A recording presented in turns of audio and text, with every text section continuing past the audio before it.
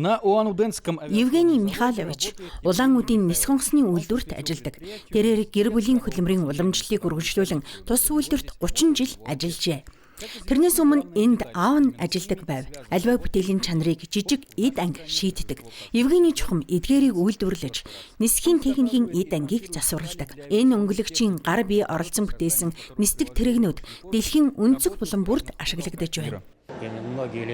Олон нисдэг тэрэг одоо ч миний хийсэн дам нуруутай нисж байгаа. Би 2004 он хүртэл тавлаж угсардаг байсан юм. Дараа нь багаж хэрэгслийн засварын зэхэд шилжсэн. Ажлын хамгийн хэцүү зүйл нь юу вэ?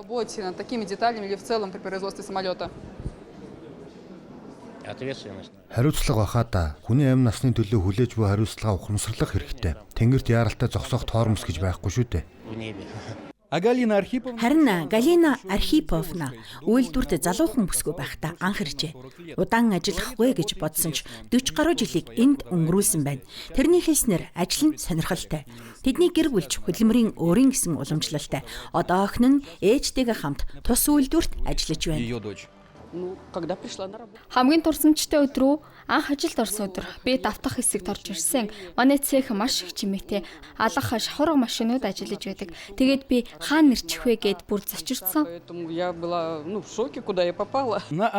Нис хонгосны үйлдвэр 100 гаруй нэгж салбартай. Энд угсрагч, инженер, слесэр гэд олон мэргэжлийн хүн ажилладаг. Хүн бүр өөрийн гэсэн үүрэг хариуцлагатай. Бид үйлдвэрлэлийн талбайгаа сайжруулахад ихээхэн хүч хөрөнгө зарцуулж байна. Шинэ тоног төхөөрөмж, дижитал технологи хэмнэлттэй үйлдвэрлэлд хөрөнгө оруулдаг. Мэдээж ажилтан бүрд 5 тухтай хөдөлмөрийн нөхцөл бүрдүүлэхэд жонцгон анхаарна. Та бүхэн бол манай бүгд найрамд туулс төдийгүй эх орныхоо жинхэнэ бахархал. Би сонгуулийн кампанид ажлын хүрээнд олон газраар явж хүмүүстэй уулздаг. Аж үйлдвэрийн байгууллагуудынхаа тухай ярихдаа манай тэргүүлэх үйлдвэр болох Улаан-удын нис хонгоцны үйлдвэрээс үргэлж эхэлдэг. Орост үйлдвэрлэж буй нийт нисдэг тэрэгний 40%-ийг Улаан-удын нис хонгоцны үйлдвэр үйлдвэрлэдэг гэдгийг би ямагт бахархалтайгаар хэлдэг. Оросын агаарын флотын өдрөөр нийт 20 гаруй хүнийг шагналлаа. Энэхүү баярыг жил бүрийн 8 дугаар сарын 3 дахь ням гарагт тэмдэглэдэг. Энэ жил Орос улсад 44 дахь удаага тэмдэглэжээ. Андрей Слепнев, середина земли, Бурятия.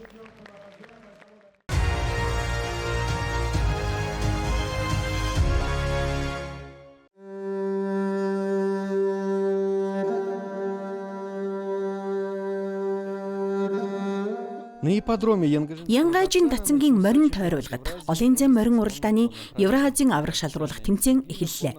Энэ нь Оросын морин спортын албан ёсны төрөл юм. Оролцогчид тус бүр 20 км-ийн 3 тойрог буюу нийт 60 км замыг туулах ёстой. Үе шат бүрийн хооронд заавал амарч мал эмнэлгийн хяналтанд орно. Моридын биеийн байдлыг Оросын бүс нутгуудаас ирсэн малын эмчнэр хянаж байна. Энэ төрөл манай бүгд найрамд тулсын хувьд маш чухал юм а. Манай үндэсний морин уралдаан сайн хөгжсөн учраас бидэнд ойр төрөл. Үүнтэй төстэйч арай өөр хэлбэртэй. Энэ бол тактика зөв сонгох шаардлагатай морин марафон юм. Энгийн уралдааны нэгэн адил тактик маш чухал боловч энд морь хэр хурдан тэнхэрч байгаа болон замыг ямар хугацаанд туулсан гэсэн хоёр үндсэн үзүүлэлтийг харгалзан үздэг.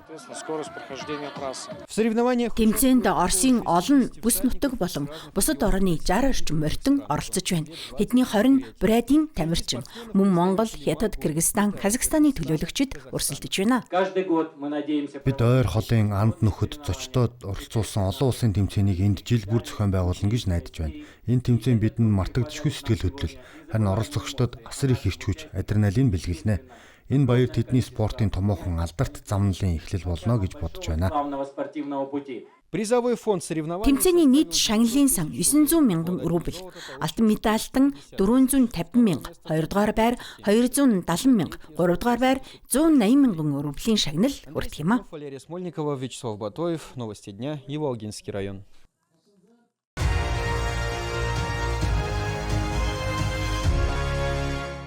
Допустим, вот рисунок идет по нарастающей. Жишээ нь хэн эндээс аажмаар томорч байна. Үүнийг бүгдийг нь түүж гаргасны дараа хээ буцаад жижигэрнэ.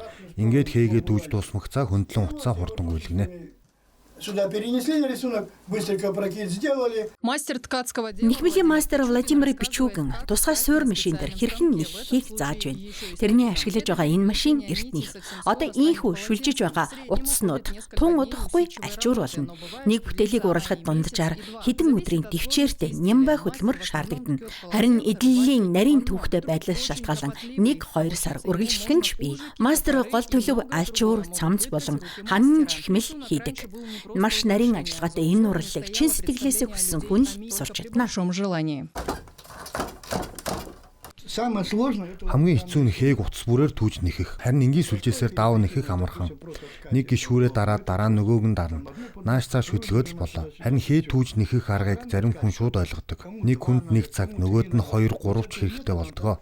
Энэ аргаар зураг хүртэл нэхэж болно. Морь, шувуу, баавга гэд хүссэн дүрсээ гаргах боломжтой. хоть коня, хоть птицу, хоть медведя. Ужики, топоры. Мастрын урав ухаанаар мойгхон, сүх зэрэг олон төрлийн хээ нэхэгдэнэ. Эрт үед хээ угалж зүгээр нэг чимэглэл байсангүй.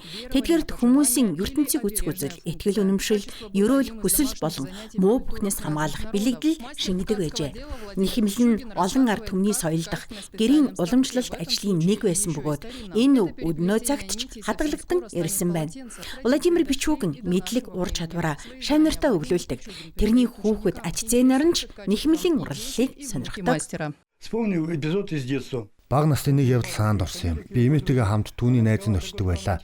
Тэр эмэгтэй нэгдэг байсан юм. Тэгээд би анх нэхмэлийн суур машиныг нь харсан. Тухайн үед бага байсан болохоор надад асар том хөлөг онгоц шиг санагдж байлаа.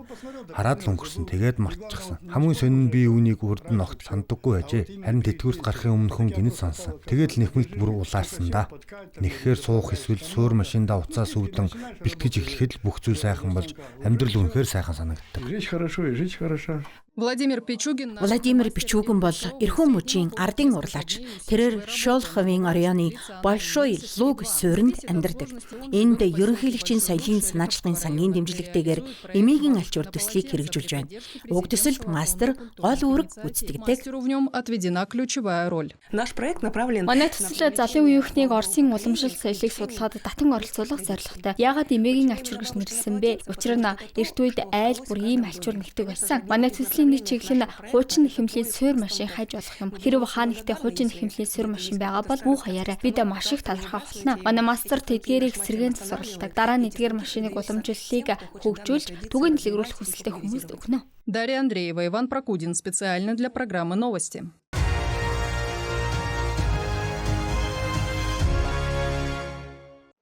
Москвагийн сэргээн засах эмчилгээний мэрэгжилтнүүд эрхүүд ажиллаж байна. Тэд мужийн төвийн хэд хэдэн эмнэлгээр зочилжээ. Мөн эрхүүгийн эмч нартай хамтран хүнд өвчтнүүдэд тусламж үзүүлэх шинэ тогтолцоог бий болгох асуудлыг хэлсэн байна. Тус бүсэнтэг Сибирь болон Алс орнууд даяар хэрэгжүүлэх төслийн туршилтын талбар болох юм. Энэ нь энгийн өвчтнүүдэд ямар ач холбогдолтойг Алина Гурская хүргэнэ. Энд тусламж үйлчлэгийг маш өндөр түвшинд үзүүлж байна. Манай холбооны эсхийн амьдруулах сэргээн засах клиник судалгааны төв цус харвалт гэмтэл мэдрэлийн тогтолцооны хавдар зэрэг тархины ноцтой эмгэгийг даван туулсан удаан хугацаанд хүнд байдалд байгаа өвчтнүүдтэй ажилтгаа. Тиймээс бидэнд чухам энэ хэсэг нь онцгой сонирхолтой байна. Өмнө нь сэргээн засах эмчилгээг үндсэн эмчилгээний дараах 2 дугаар үе шат гэж үздэг байлаа. Харин одоо энийг сэрхэн амьдруулах тасгаас шууд эхлүүлэх ёстой гэж холбооны төвийн мэрэгчлэнүүд үзэж байна. Бүх ажил тухайн хүн болон гэр бүлийнх нь бодит хэрэгцээнд тулгуурлах ёстой. Үүний тулд одоо эрхүүд мэрэгжил нэгтнүүдтэйгээ байгуулж буй байгаа шиг мэрэгжил байгууллага хоорондын нэгдсэн багуудыг бүрдүүлэх шаардлагатай. Сэтгэл зүйн тусламжийг нэн даруй эхлүүлэх хэрэгтэй. Өвчтөн ямар нэгэн байдлаар хариу үйлдэл үзүүлж чадахгүй байсан ч биднийг сонсож байгаа гэдэгт бид итгэдэг. Эхний үед тусламжийн хэмжээ бага байж болно. Гэхдээ сэтгэл зүйн тусламж гэдэг зөвхөн мэрэгжилтэнтэй ажиллахыг хэлэхгүй. Өвчтөд хариу үйлдэл үзүүлж болох гэр бүл ойр дотны хүмүүсийг нь ч татан оролцуулах хэрэгтэй. Бид сэргээн засах эмчилгээний эхний үе шатыг хариуцдаг. Энэ шат нь шаардлагатай бүх тоног төхөөрөмж манайд бий бөгөөд одоо ашиглаж байгаа. Тоног төхөөрөмжүүдийг үндэсний төслийн хүрээнд худалдаа авсан юм. Мөн манай хамт олон улсын төв байгууллагуудад мэргэшсэн сургалтад хамрагдсан. и коллектив на центральных базах. Итоговая точка. Ажлын өдрийн төгсгөлийн уулзалтыг Амбан захирагчийн орлогч Андрей Бүүниев болон засгийн газрын орлогч дарга Наталья Гикусароватай хийлээ. Тус бүс нутаг холбооны төвийн боловсруулсан арга туршлагыг нэвтрүүлэх сонирхолтой байна. Эрхэм мужийг туршилтын бүсээр санамсаргүй сонгоогүй. Энд хэдийнэ хүчрхэг суурь бүрджээ. Одоо Москвагийн туршлагыг Сибирийн онцлогт нийцүүлэн нэвтрүүлэх зорилт тавигдж байна. Сибирскую специфику. Приятно, что коллеги высоко. Мэргэжил нэгтүүд манай мужийн клиникийн эмнэлэг болон эрхүү хотын нэгдүгээр эмнэлгийн үйл ажиллагааг өндөрөөр үнэлсэнд баяртай байна. Мөн ажилдаа чин сэтгэлээсээ ханддаг, мэргэжилтэд бүрэн төвлөрсөн, өндөр ур чадвартай хамт олоныг маань онцгой үнэллээ. Харин одоо бидний зорилго бол энэ бүхнийг нэг тогтолцоонд нэгтгэж, тоногт хөрөмжийг нэмж шинжилэхэд туслан эмнэлгийн тусламж үзүүлэх нөхцөлийг сайжруулах юм а. Бидэнд төгсөн эдгээр зөвлөмж үнэлж баршгүй юм а. Бид эдгээрийг заавал наривчлан судлаж, Москвад ашиглаж буй технологи аргачлалыг энд хэрэгжүүлэхийн тулд хэд хэдэн хилцүүлэг оюуны товтлогоо зохион байгуулна. Мөн Москва болон холбооны төвүүдэд тэлээ зөвлөгөө өгөхөө үргэлжлүүлэн хийж, өндөр технологийн туслам шаардлагатай дүүвчтнүүдийг холбооны төвийн эмнэлэг шилжүүлэхэд тохиролцсон. Если пилотный проект Туршилтын төсөл амжилттай хэрэгжвэл энэ загварыг Сибирь даяар нэвтрүүлэх юм. Ингэснээр өчигдөрхөн олон сарын турш хөдөлгөөнгүй хэвдэх эрсдэлтэй байсан олон мянган өвчтөн хэвийн амьдралдаа хэд дахин хурдан эргэн орох боломжтой болно. специально для программы новости.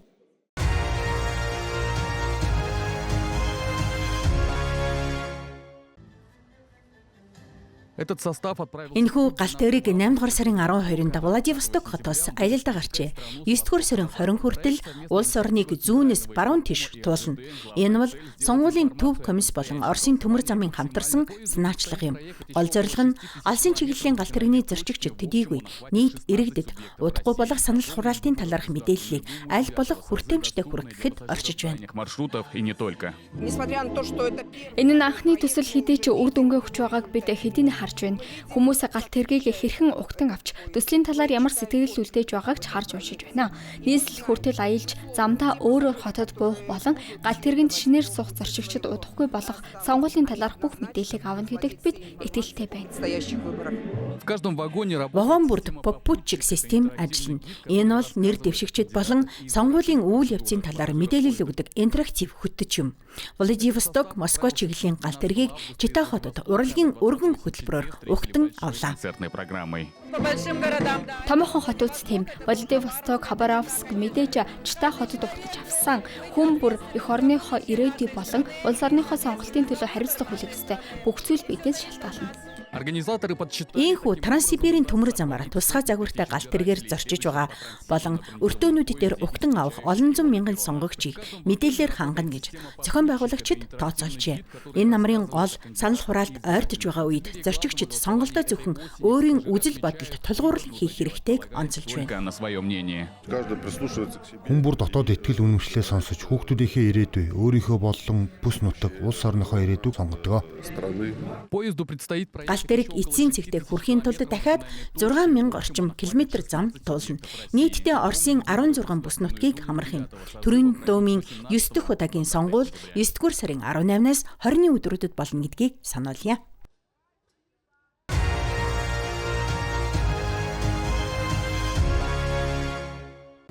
Роботууд хүмүүс дахиад л роботууд. Хятадын нийслэлд болж байгаа робот техникийн дэлхийн бага хурлын хаанаас ч тэднийг харж олно. Тухайлбал ширээний теннис тоглож байна. Ширээний теннис бол дэвшилтэд хүн дүрс роботуудын нэг төрлийн ачааллын сорил юм. Энэ тоглоом роботын тархи, харааны систем болон мөчтийн хооронд маш өндөр хурдтай уялдаа холбоо шаарддаг. Гол санаа нь хиймэл оюун ухааны загваруудыг бодит мэдээлэл тулгуурлан сургаж, эзэмшсэн чадварын цаашид төрөл бүрийн робот болон өөр олон даалгаварт ашиглахад оршино. Эдгээр технологиг эрүүл мэндийн үйлчилгээ, ахмад насны асаргаа зэрэг олон салбарт ашиглах боломжтой гэдэгт бид итгэдэг. Эмнэлгийн ор зөөх, эм ангилын ялгах, хаалгааны өрөөг цэвэрлэх зэрэг даалгаврын шийдлийг боловсруулахын тулд Бээжингийн их сургуулийн ангаах ухааны түншүүдтэй хэдийнэ хамтран ажиллаж байна. Өөр нэг арга нь эхлээд роботуудаар хамгийн энгийн ажлуудыг хийлгэж хуримтлуулсан туршлагад нь тулгуурлан алгоритмын аажмаар сайжруулах юм. Энэ робот хятадын уламжлалт UAV буюу сарны бов хийж байна. Гэхдээ тэрнээс 1000 гаруй километрийн цаана байгаа оператор дөхөөрөмжийг алсаас удирдан роботод тусалдаг. Орчин үеийн хиймэл оюун ухааны загварууд ийм даалгаврыг бие даан гүйцэтгэж хараахан чадахгүй байгаа учраас бид алсын удирдлага ашигладаг. Тиймээс машинуудын бослого болох аюул одоохондоо байхгүй. Харин роботыг даалгавар бүрийг гүйцэтгэх явцдаа суралцах боломжтой болгох нь гол зорилго юм а. Бид роботыг бодит ажил гүйцэтгэж бодит мэдээлэл цуглуулдаг болохыг хүсэж байна. Ингэснээр тэр ур чадварыг аажмаар эзэмшиж улам бие даан ажилтдаг болно. Үйлдвэрлэгчдийн зорилго бараг үргэлж ижил роботуудыг лабораториос гаргаж бодит амьдралын нөхцөлд ашиглах. Би Америк нэгдсэн улс болон Европын бага хурлуудад оролцож байсан. Энэ бол хүн дүрс роботуудын дэлхийд ирэх хамгийн гайхалтай үзүүлбэр гэдэг нь эргэлзээгүй. Энд улам боловсронгуй болж хөдөлгөөний чөлөөний зэрэг нь нэмэгдэж буй уян хатан манипуляторуудыг харж болно. Хиймэл оюун ухааны загварууд чулам хүчрхэг болж байна. Харин зарим зочны хувьд энэ нь зүгээр нэг үзүүлбэр биш. Бид эдгээр компани олныг таньна. Олон компани үйл ажиллагаатай газар дээр нь танилцаж дэлгэрэнгүй хэлэлцээ хийсэн. Учир нь бид эдгээр технологиг худалдаж авах сонирхолтой байна.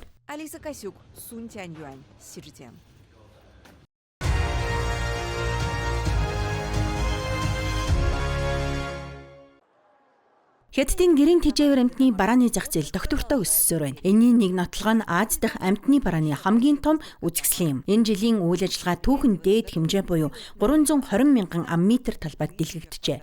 Нохой, муур, ярддаг тот, хоол тэжээл, амттан хувцас, дагалдах хэрэгсэл гээд гэрийн тэжээвэр амьтны арчилгаатай холбоотой бүхий л бүтээгдэхүүнийг энд танилцуулж байна. Зочдын дунд Хятадын бүтээгдэхүүн сонирхон ирсэн гадаадын иргэд олноороо харагдана.